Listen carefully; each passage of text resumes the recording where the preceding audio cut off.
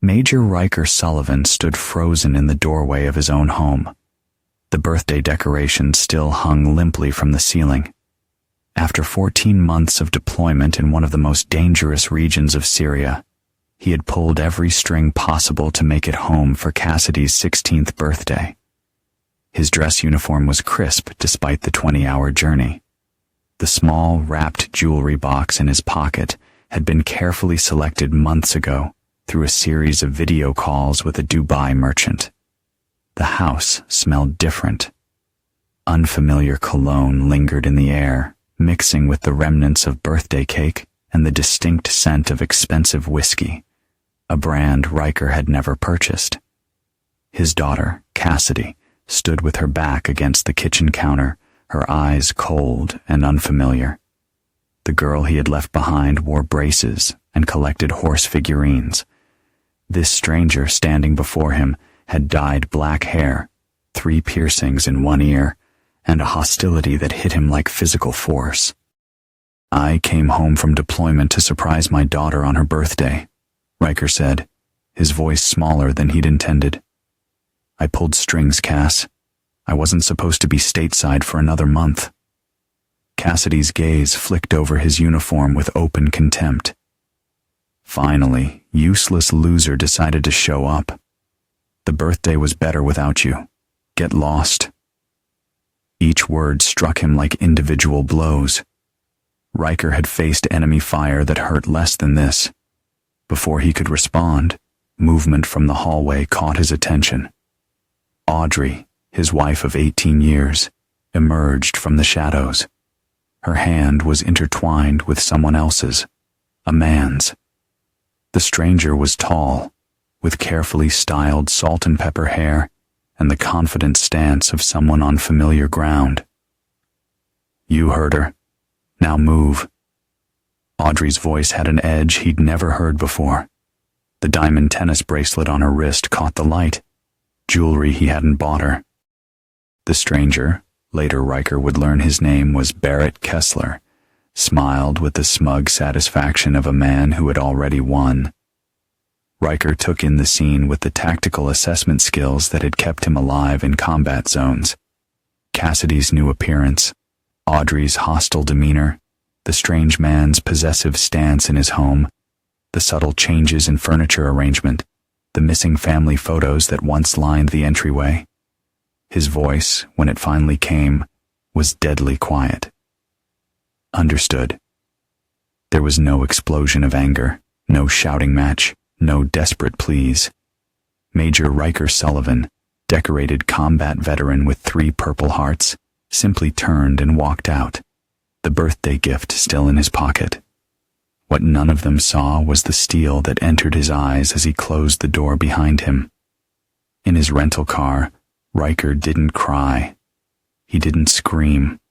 He made a phone call to an old friend from his first deployment, now a high-powered attorney in Washington. 14 minutes later, he called a battle buddy who worked in digital security. By evening, he had contacted his financial advisor. 24 hours later, there were 17 missed calls on his phone. One was from a blocked number he recognized as belonging to Pearson and Wilcox, the law firm where Barrett Kessler was a senior partner. But Major Riker Sullivan had already gone dark, a skill he had perfected in hostile territory. Riker Sullivan had not always been the hardened soldier whose heart now beat with calculated resolve. Growing up in a small town in Idaho with a father who worked the railroad and a mother who taught second grade, young Riker had been idealistic and trusting. He met Audrey Calloway during their sophomore year of college. She was studying business administration while he pursued a criminal justice degree on an ROTC scholarship. Audrey had been ambitious, razor-sharp, and breathtakingly beautiful. Their courtship had been a whirlwind. Within 8 months, they were engaged, and Riker's military career began shortly after their wedding. The early years had been difficult, but rewarding. They moved frequently, living in 4 states and once overseas, before Cassidy was born. Audrey had initially supported his career, proud of his rapid promotions and growing reputation as a tactical specialist. When Cassidy arrived, everything changed. For a while, it seemed for the better. Riker had never seen anything as perfect as his daughter's tiny fingers and bright blue eyes. He requested and received a training position that kept him stateside for the first 4 years of her life. But the war on terror expanded, and specialists like Riker became increasingly valuable. His deployments grew longer and more frequent. When he was home, he threw himself into being a father, teaching Cassidy to ride a bike, helping with science projects, coaching her softball team. What he didn't see, what he refused to see, were the warning signs. Audrey's growing resentment of military life, her increasingly lavish spending habits during his absences, and the subtle way she began using Cassidy's affection against him during their rare arguments. During his 3rd deployment, Audrey had started a small marketing consultancy that grew surprisingly successful. Riker had been proud of her entrepreneurial spirit, never questioning how a new business could afford the luxury car that appeared in their driveway or the expensive private school Cassidy began attending. Now, sitting in a Spartan extended-stay hotel room just 30 meters from his former home, Riker pulled out a worn leather journal. It contained not sentimental writings, but careful notes he'd made over the years, observations about unexplained absences, questionable expenses, and subtle inconsistencies in Audrey's stories. For years, he had made excuses, buried his suspicions, chosen trust over investigation. He had wanted so desperately to believe in the family he fought to protect. That night, he added new entries to the journal, his handwriting precise and controlled. Then he opened his laptop and began the first phase of what would become known in military circles as Operation Homecoming. Meanwhile, across town, Barrett Kessler was becoming increasingly concerned by what his contacts in banking and real estate couldn't tell him about Major Riker Sullivan. The digital footprint of the soldier was disappearing at an alarming rate, and certain financial movements were triggering security protocols that even Kessler's considerable influence couldn't penetrate. "He's just a soldier," he reassured Audrey as she paced their bedroom, her face tight with worry. "He'll make noise, threaten, then settle for whatever divorce terms we offer." But even as he spoke, Kessler wasn't entirely convinced. Something about the cold, calculating quiet of Sullivan's departure struck him as ominous. As a high-stakes litigator, he had seen men at their breaking points. They raged, they threatened, they made scenes. Sullivan had simply said, "Understood," and vanished. That kind of controlled response came from only 2 types of men: those who were completely broken, and those who were far more dangerous than they appeared. Kessler was beginning to suspect Sullivan might be the latter. On day 3 of what Riker now thought of as his new life, he received a text from an unlisted number. "Cafe Amaro. 1-400 hours. Come alone.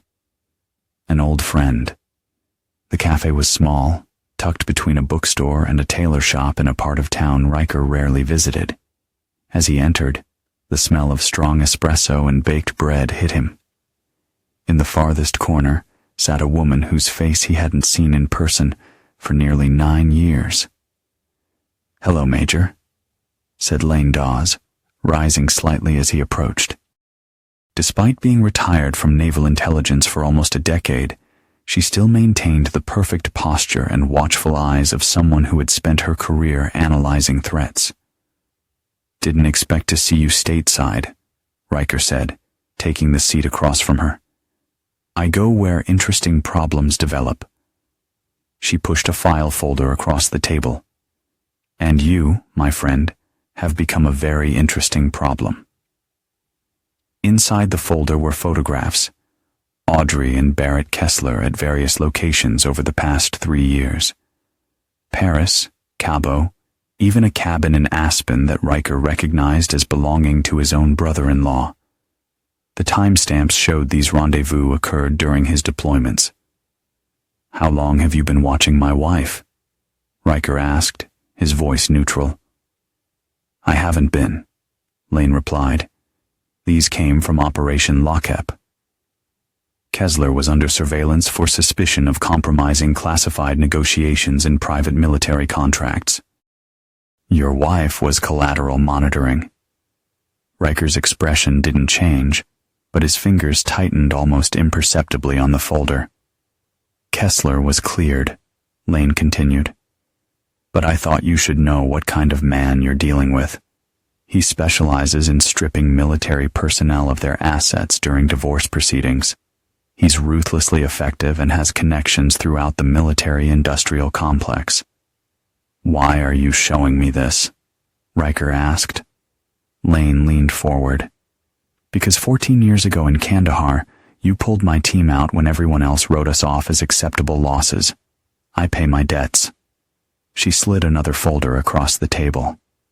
"Kessler has vulnerabilities, ethical gray areas his firm has exploited. Nothing illegal enough for prosecution, but damaging if exposed the right way." Riker didn't touch the second folder immediately. "I'm not looking to destroy him, Lane." Her smile was cold. "Yes, you are. You just don't know it yet." Later that evening, Riker received a call from his commanding officer, Colonel Hale. "Sullivan, what the hell is going on? I've got judge-advocate lawyers asking about your service record, and some silk-stocking civilian attorney trying to rush through paperwork to freeze your assets. Family situation, sir. Nothing that will affect my duty status. When a decorated officer suddenly transfers his accumulated leave, liquidates investments, and goes to ground immediately after returning from deployment, it becomes my business." The colonel's voice softened slightly. "Whatever's happening, handle it legally. I don't want to see your career destroyed over domestic problems." "Understood, sir. And Sullivan, remember the Fallujah rule." Riker smiled grimly at the reference. During their most intense urban combat operations, Colonel Hale had implemented what became known as the Fallujah rule. Never engage without overwhelming force, perfect intelligence, and multiple extraction plans. "Always, sir."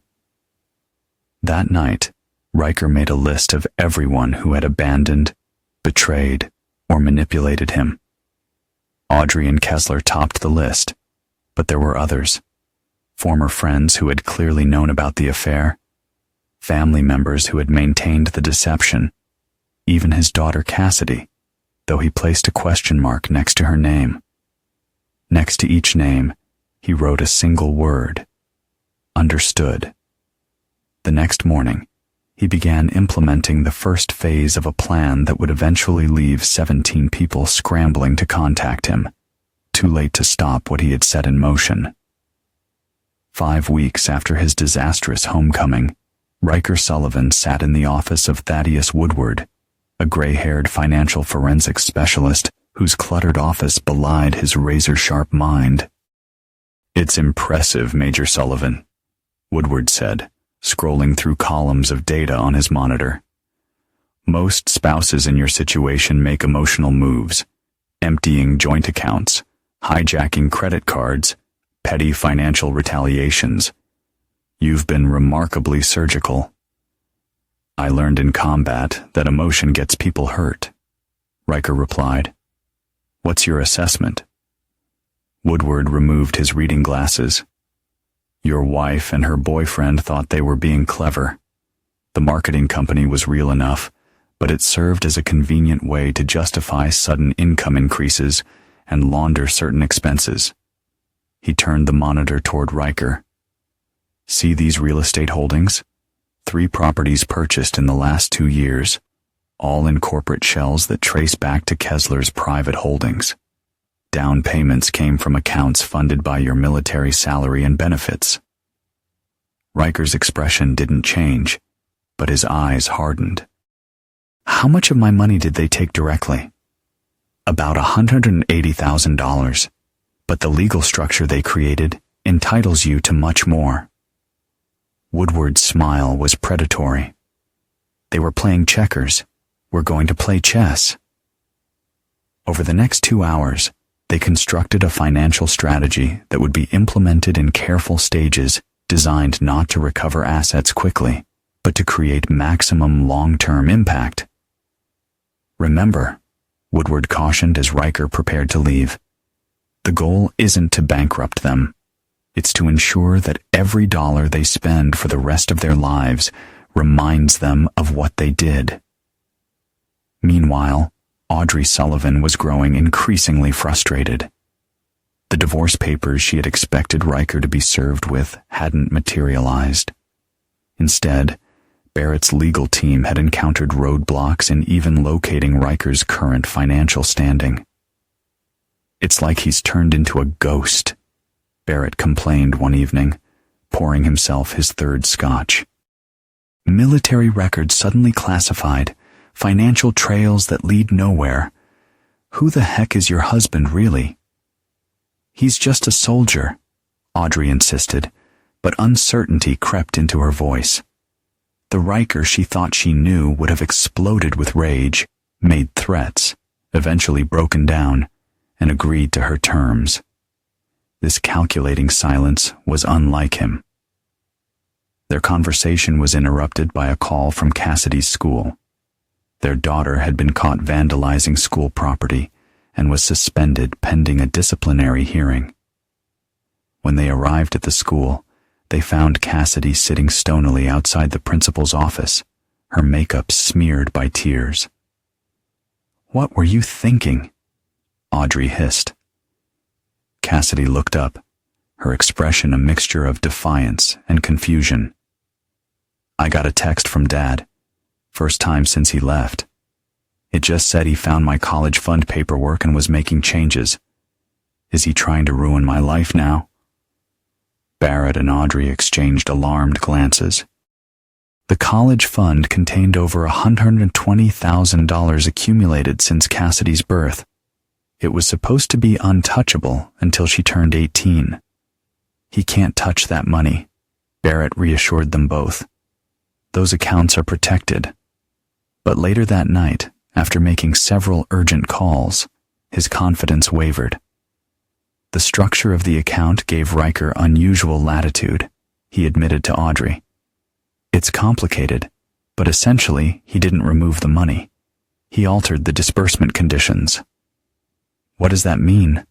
Audrey demanded. "It means the money is still there for Cassidy's education, but only at certain institutions and under specific conditions that Riker defined." When they examined the modified terms, they discovered the fund would now only pay for education at military academies or colleges with ROTC programs where Cassidy maintained a 3.5 GPA and completed community service hours with veterans organizations. It was just the beginning of what would become a carefully orchestrated campaign, not of destruction, but of control. "You need to understand what you're really dealing with," said Malcolm Reed, sliding a bourbon across the weathered bar top to Riker. They were meeting in a nondescript veterans bar 2 states away from Riker's former home. Malcolm had served with Riker in their early years, before transitioning to a specialized role in military counterintelligence. Now retired, he maintained connections throughout the intelligence community. "Barrett Kessler isn't just some attorney who seduced your wife," Malcolm continued, his voice low.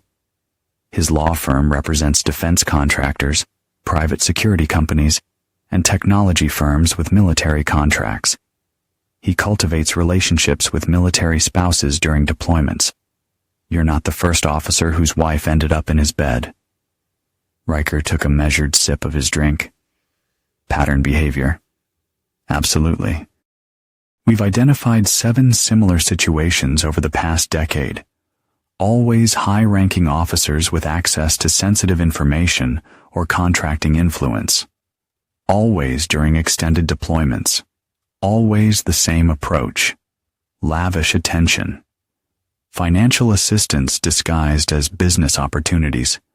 Gradual isolation from the military spouse.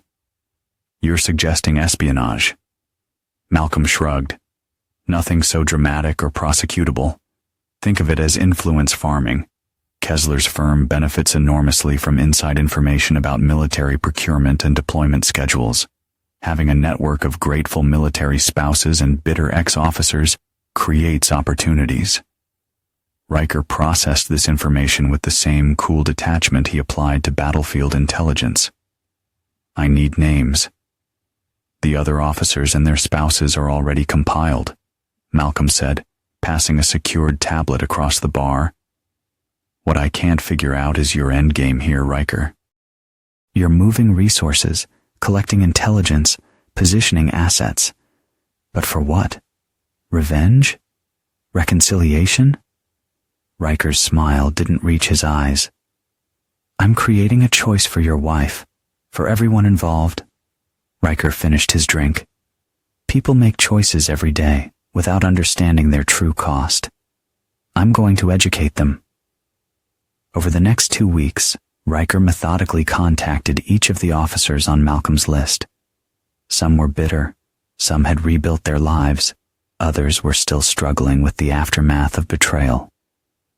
Each conversation provided additional pieces to the puzzle of Barrett Kessler's operation. One name in particular stood out: Mason Holt, a former Marine Corps colonel whose career had been destroyed after his wife left him for Kessler's business partner. Unlike the others, Holt hadn't just lost his marriage.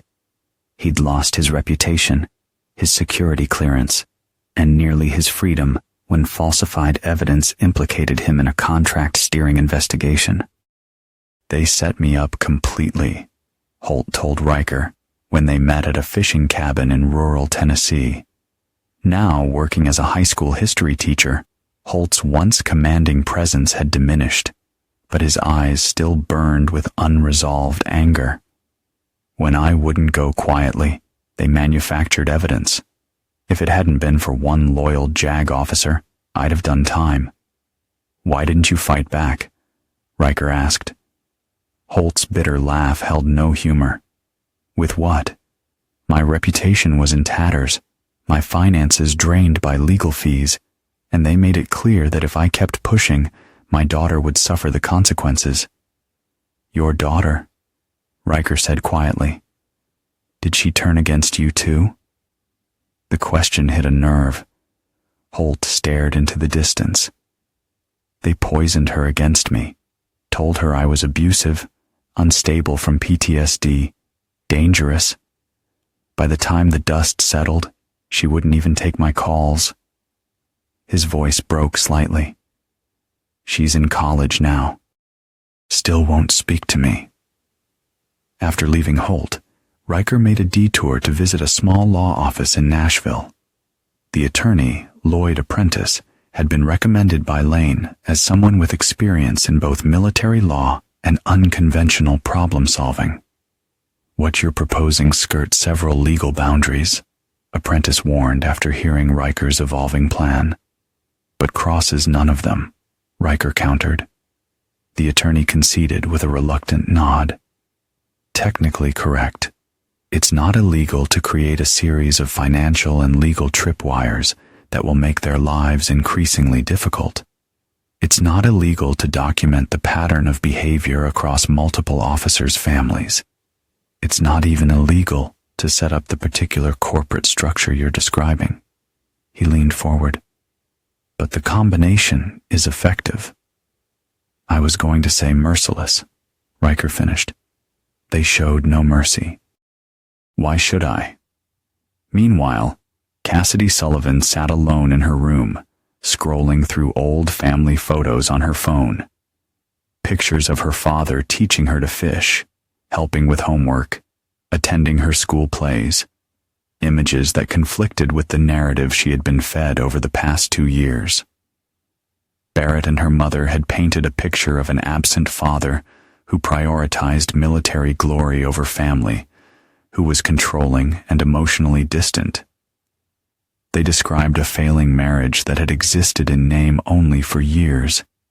Yet, these photos told a different story. So did the birthday cards and letters her father had faithfully sent from every deployment. Correspondence she now realized had sometimes been delayed or lost in the mail, at least according to her mother. She tried calling her father again, but like the previous 17 attempts, it went straight to voicemail. What Cassidy didn't know was that Riker saw every call, read every text, but was waiting. For what? Even he wasn't entirely sure. 63 days after walking out of his former home, Riker Sullivan sat across from Audrey in the neutral territory of a mediator's office. It was their first face-to-face meeting since his disastrous homecoming. Audrey had aged in those 2 months. Fine lines had appeared around her eyes, and her normally perfect appearance now showed subtle signs of strain. Barrett Kessler sat beside her, attempting to project confidence despite the increasingly concerning developments in their situation.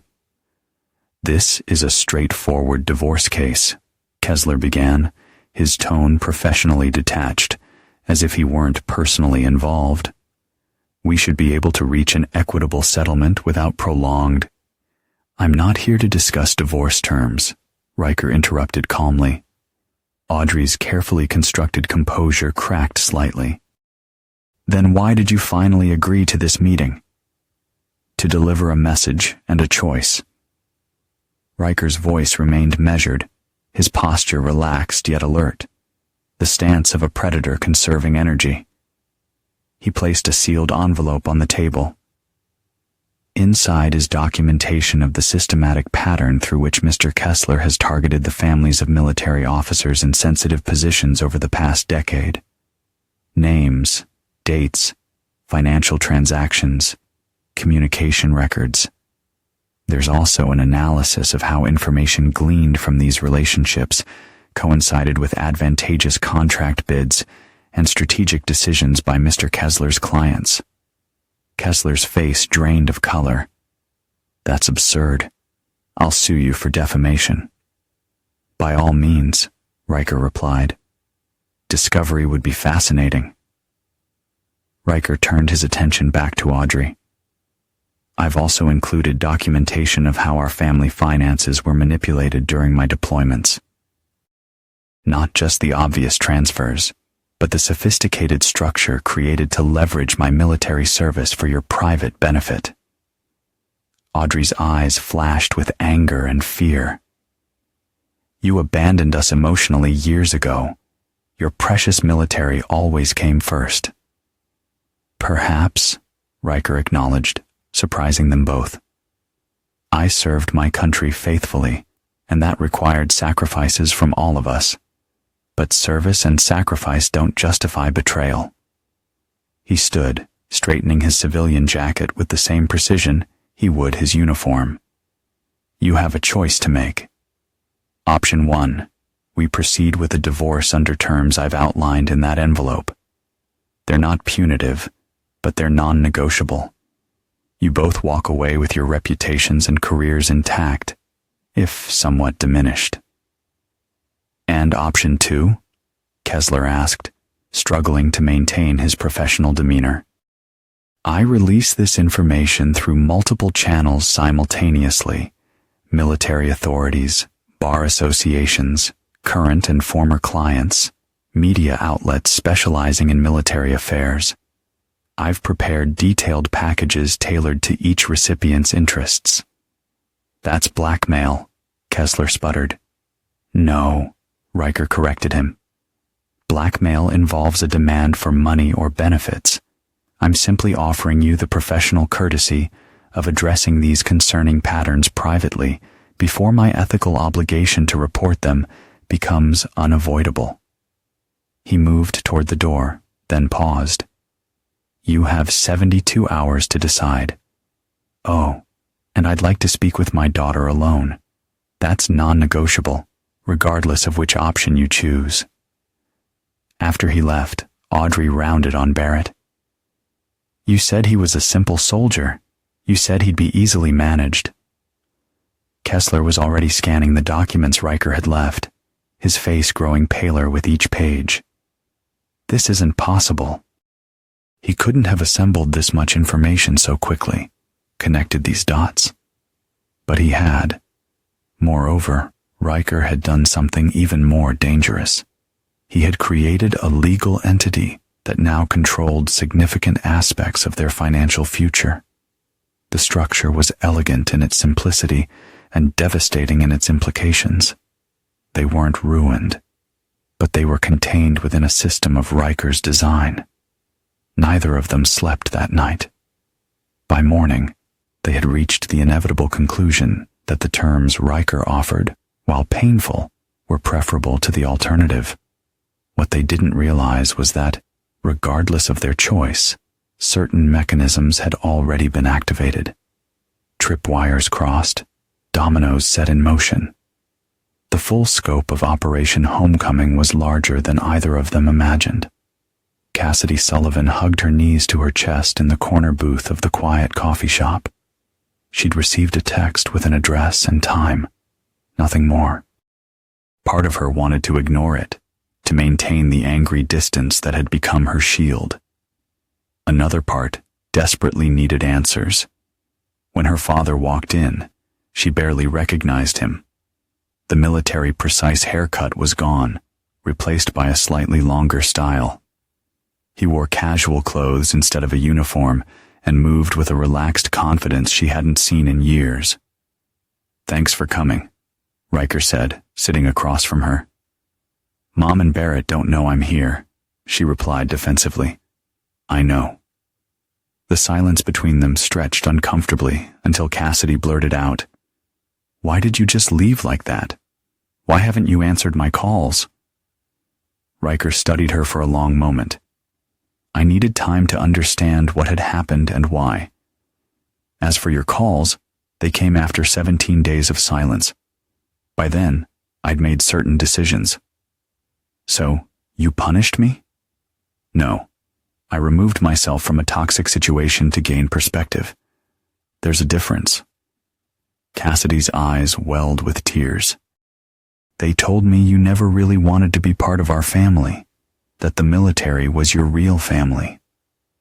Riker's expression softened marginally. "Your mother and Barrett have been systematically alienating you from me for nearly 2 years. Every deployment, every training exercise, every required absence was reframed as abandonment. Each time I was away defending others, they were undermining my relationship with you." "That's not true." Riker placed a tablet on the table and turned it toward her. "This contains every communication I sent you during my last deployment. Every letter, every email, every video message. It also contains the altered versions your mother shared with you, when she shared them at all." Cassidy stared at the device, fear and uncertainty crossing her face. "The truth is uncomfortable," Riker acknowledged, "but necessary. I never stopped being your father, Cassidy. But somewhere along the way, you stopped being my daughter." The harshness of these words hit her like a physical pain. "That's not fair." "Perhaps not. You were manipulated by adults you trusted. But you're 16 now, old enough to start taking responsibility for your choices and their consequences." "What consequences? You're the one who disappeared." Riker's gaze was steady. "Your college fund parameters have changed. Your trust fund structure has been modified. Your mother and Barrett's financial circumstances are evolving. These aren't punishments. They're natural outcomes of their actions and your participation in them." "So you are punishing me," she accused. "I'm teaching you that actions have consequences." He leaned forward. "You said I was a useless loser. You told me to get lost. I simply took you at your word and adjusted our relationship accordingly." Tears spilled down Cassidy's cheeks. "I didn't mean it. They told me you were coming home to try to control us, to stop Mom from being happy. And you believed them without question, without giving me the chance to say a single word. Riker's voice remained calm, but something in his eyes made Cassidy realize how deeply she had wounded him. "What happens now?" she asked quietly. "That depends on you. I've arranged for you to spend weekends with my sister Lucy, if you choose. She's agreed to provide neutral territory while you sort through the information I've given you and decide what kind of relationship, if any, you want with me." He stood to leave, placing a business card on the table. "This has my current contact information. I'll answer if you call, but I expect honesty and respect, nothing less." As he walked away, Cassidy called after him. "Dad, I'm sorry." Riker paused, but didn't turn around. "Prove it," he said quietly, and continued walking. Meanwhile, Audrey and Barrett were discovering the full implications of the divorce terms they had reluctantly accepted. The agreement Riker had crafted was a masterpiece of controlled consequences. Audrey retained partial ownership of her marketing firm, but discovered that major clients were mysteriously choosing not to renew contracts. Barrett maintained his partnership at his law firm, but found himself excluded from the military contract cases that had been his specialty. The properties they had acquired using Riker's military benefits and salary were placed in a specialized trust. They could continue living in the main residence, but could not sell or leverage the properties without triggering clauses that would expose the questionable financial structure used to acquire them. Most disturbingly, they began receiving courteous but firm communications from the other military spouses and officers Kessler had targeted over the years. It became apparent that Riker had created a network of his own, a coalition of the betrayed who now watched their every professional move with informed interest. "He's systematically dismantling our lives," Audrey realized one evening, staring at their dwindling bank account. "No," Barrett corrected grimly. "He's controlling them. There's a difference."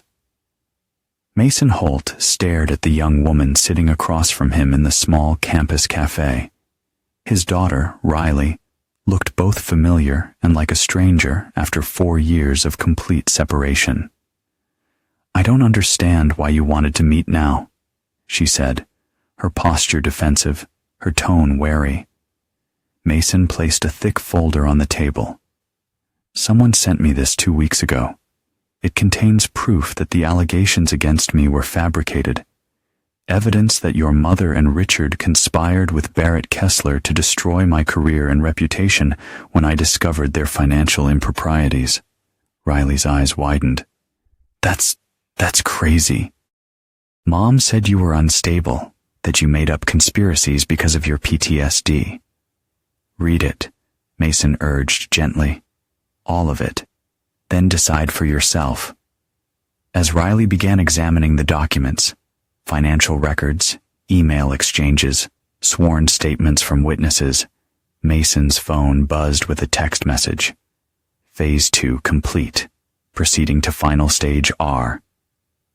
Across the country, similar scenes were playing out. Former officers reconnecting with estranged children. Military spouses discovering unsettling truths about their partner's activities.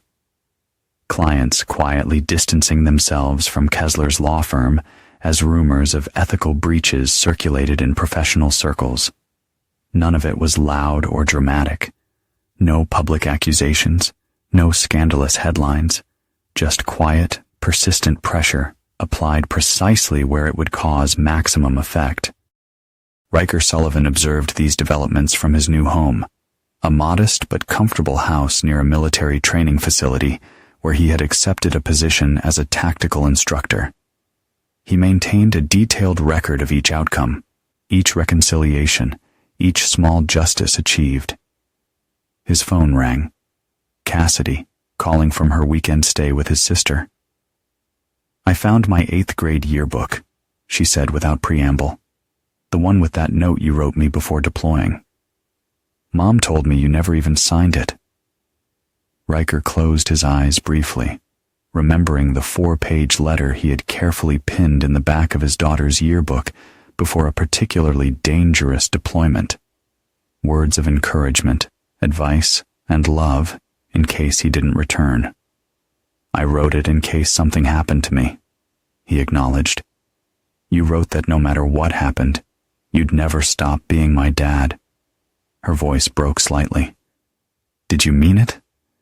Every word. A pause lingered between them. Barrett's moving out. Mom's been crying for days. Everything's falling apart. Not falling apart, Riker corrected gently. Realigning to truth. Would you consider forgiving Mom? Maybe we could try to be a family again. Riker's voice, when he finally answered, was gentle but unyielding. No, Cassidy. Some betrayals can't be undone. Some choices have permanent consequences. But she's suffering. Yes, actions have consequences. That was always the risk she took. After ending the call, Riker opened his laptop and checked the secure messaging system he had established with his network of fellow betrayed officers. Reports continued to flow in, each confirming another successful outcome in what had become a coordinated campaign of controlled justice. Later that evening, he received an unexpected call from Barrett Kessler. Sullivan, the lawyer said, his once confident voice now strained. I underestimated you significantly. Yes, Riker agreed simply. This campaign you've orchestrated, it's brilliant and terrifying. My practice is disintegrating. My reputation is in tatters. Former clients won't take my calls. Consequences, Riker reminded him. I want to make a deal, Kessler said desperately. Something beyond the divorce terms. A way to make this stop. There is no deal, Barrett. No negotiation. No escape clause. Riker's voice remained calm. You're experiencing exactly what you inflicted on others. The systematic dismantling of what you valued most. The difference is that I'm allowing you to keep your freedom, which is more mercy than you showed to men like Mason Holt. Please. Kessler's voice cracked. What do you want from me? Nothing. That's what makes this perfect.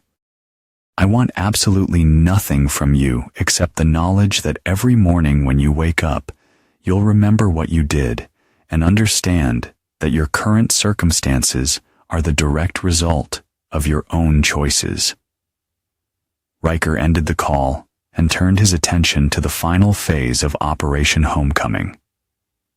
1 year to the day after his disastrous homecoming, Riker Sullivan sat in the office of General Miranda Callahan, the recently appointed head of a special oversight committee investigating contract irregularities in military procurement. Your information has been invaluable, Major Sullivan, the general said, closing a file folder bearing classified markings.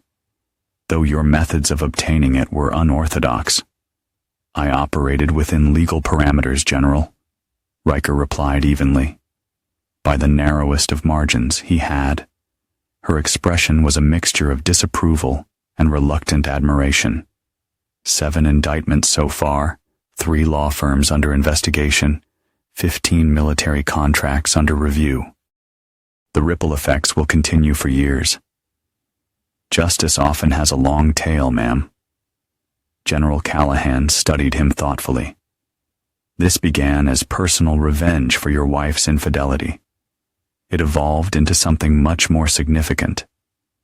With respect, General, it was never just about infidelity. It was about systematic betrayal, exploitation of military families, and abuse of trust.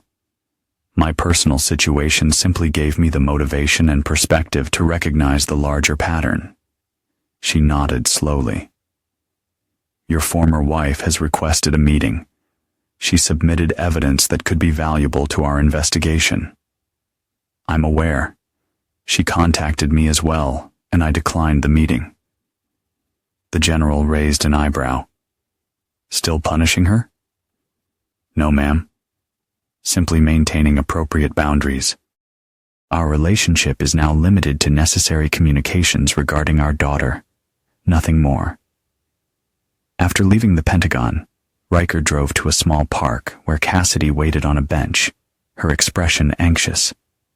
At 17, she looked older than her years, the events of the past year having stripped away much of her adolescent defiance. "How was the campus tour?" Riker asked, sitting beside her. "The Virginia Military Institute is intense," she admitted. "But I liked it. Their engineering program is impressive." "You don't have to choose a military academy, Cassidy. The trust fund conditions include any college with an ROTC program." She shook her head. "This is what I want, on my own terms." They sat in companionable silence for a few minutes before Cassidy spoke again. "Mom asked me to talk to you again about maybe forgiving her, meeting with her. My answer hasn't changed. She's different now, humbled. She's volunteering with military family support groups, trying to make amends." "I'm glad to hear that," Riker said sincerely. "Growth from consequences is the best possible outcome, but forgiveness and reconciliation are different things. I can release my anger without reestablishing a relationship that proved harmful." Cassidy nodded slowly. "I understand better now about boundaries and consequences." She hesitated. "You've never asked me to choose between you and Mom. And I never will. She's your mother, regardless of her failings as my wife. Your relationship with her is yours to define." Later that evening, Riker received a text from Malcolm. Final reports confirmed. Operation complete on all fronts. Casualties minimal. Objectives achieved. Riker sent a single word in response. Understood. In his new home, Riker Sullivan added a final entry to the journal he had maintained throughout the ordeal. Unlike the previous entries, which documented betrayals and tactical responses, this one was different. A reflection on the nature of justice, forgiveness, and the hard-won peace that comes not from forgetting wrongs, but from ensuring they cannot be repeated. He had lost a wife, but regained his integrity. He had been betrayed by family, but created a network of loyal allies united by shared experience. He had been treated as disposable, yet had demonstrated his indispensable value. The phone on his desk buzzed with yet another message from Audrey, her 18th attempt to arrange a face-to-face meeting in the past month. Like the others, it would go unanswered. Some understood the message the first time. Others required more extensive education, but eventually, everyone learned the lesson that Major Riker Sullivan had mastered through years of combat and a single devastating betrayal. Actions have consequences. Choices are permanent, and true strength lies not in forgiveness, but in the courage to enforce the boundaries that preserve one's dignity and honor. Outside, a thunderstorm rolled in, but inside his home, his true home now, Riker Sullivan was finally at peace.